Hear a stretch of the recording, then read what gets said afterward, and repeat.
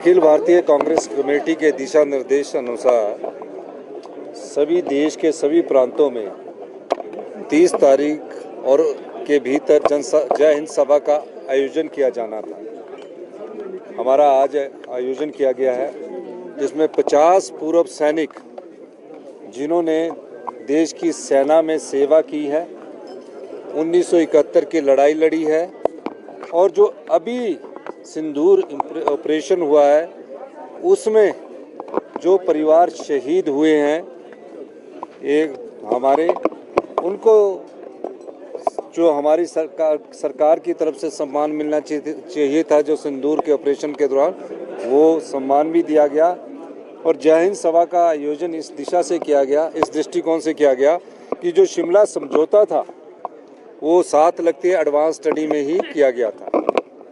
शिमला समझौता के तहत किस तरह श्रीमती इंदिरा गांधी जी ने, जब पाकिस्तान उनके सामने गिड़गिड़ा रहा था, पाकिस्तान के 2 टुकड़े कर दिए थे, पूर्वी पाकिस्तान के रूप में बांग्लादेश के नए देश ने जन्म लिया, उस समझौते की शर्तों को जिस तरह पाकिस्तान की सरकार ने कहा है कि हम इस पर आगे अमल नहीं करेंगे, हमारी जय हिंद सभा उन वीरों को नमन करती है जिन्होंने पाकिस्तान के 2 टुकड़े किए थे और जो सेना ने पराक्रम हमारा तीनों सेनाओं ने दिखाया, उसके लिए आज जनसभा का आयोजन, जय हिंद जनसभा का आयोजन किया गया था। तो सर आप कह रहे हैं दूसरी तरफ बीजेपी राजनीति कर रही थी। नहीं, देखो, राजनीतिक दृष्टिकोण से हमारा काम देश की एकता और अखंडता को बनाए रखने के लिए राजनीति करना नहीं है।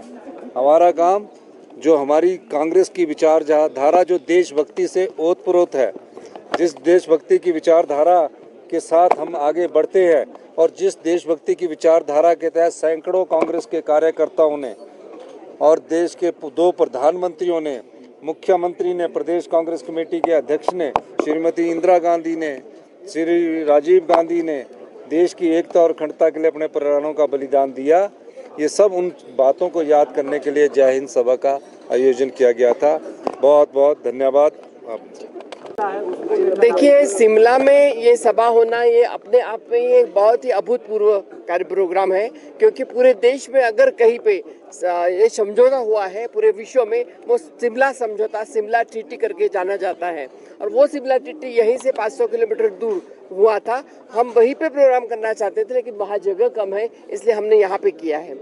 सबसे बड़ी बात यह है कि उसमें ये तय हुआ था, स्पष्ट हुआ था कि 2 देश के बीच में, पाकिस्तान और इंडिया, इसमें कोई भी बीच में नहीं आ सकता। ये हम 2 देश सवाल से पैदा कर सकते हैं, यूएन में भी नहीं जा सकते, ये फाइनल हुआ था। उसके बावजूद उन्होंने, ट्रम्प साहब ने पहले आगे आके ये सीज फायर डिक्लेयर कर दिया। इसका हमें खेद है, वो बिल्कुल बराबर नहीं हुआ है। जो शिमला समझौता है उसके विपरीत हुआ है ये। और 2 दिन बाद में जैसे ही सीज फायर हुआ, उसके 2 दिन बाद में सो मोटो पाकिस्तान ने शिमला समझौते को खारिज कर दिया है। इसके लिए भी हम सवाल पूछना चाहते हैं कि अब देश में कोई पूछेगा नहीं उनको, विश्व में कोई पूछेगा नहीं उनको, आपने ऐसे कैसे किया। हम तो कानून के मुताबिक चलते हैं, लेकिन वो कैसे भी करेंगे। और हमारे इतने लोगों की जानें दी है, उसके बाद में आप सीज फायर करते हैं, और वो सीज फायर भी पहले ट्रम्प बताते हैं और उसके लिए बोलते व्यापार के लिए हमने कर दिया। और फिर एप्पल का फ़ोन भी, जो मालिक है एप्पल का, उनको भी बोला कि एप्पल का यहाँ प्रोडक्शन नहीं करना चाहिए, ये भी बता रहे हैं। एक तरह से ये उनकी जोर जबरदस्ती चल रही है ट्रम्प साहब की। मैम, जिस तरह से ऑपरेशन सिंदूर को पॉलिटिसाइज किया नहीं बताइए, शर्तें नहीं बताइए। जिस तरह से ऑपरेशन सिंदूर को पॉलिटिसाइज किया जा रहा है, चुनावों में इसका प्रयोग करने का प्रयास किया जा रहा है, किस तरह देखते हैं आप इस तरह के? हिंदुस्तान की जनता बहुत होशियार है। जैसे अभी हमारे लीडर्स ने बताया, सीएम साहब ने बताया, इसके पहले भी हमारे यहाँ सर्जिकल स्ट्राइक हुए थे, और सर्जिकल स्ट्राइक होने के बाद में हमने कभी तिरंगा यात्रा निकाली नहीं कांग्रेस ने। लेकिन जिस पार्टी ने 50 साल में अपने कार्यालय पे ध्वज भी नहीं फहराया हमारा, जो इसका देश का, उस पे उनको अभी तिरंगा यात्रा निकालने का नौबत आती है। इसमें आप समझ लीजिएगा क्या हुआ है। Thank you. चलिए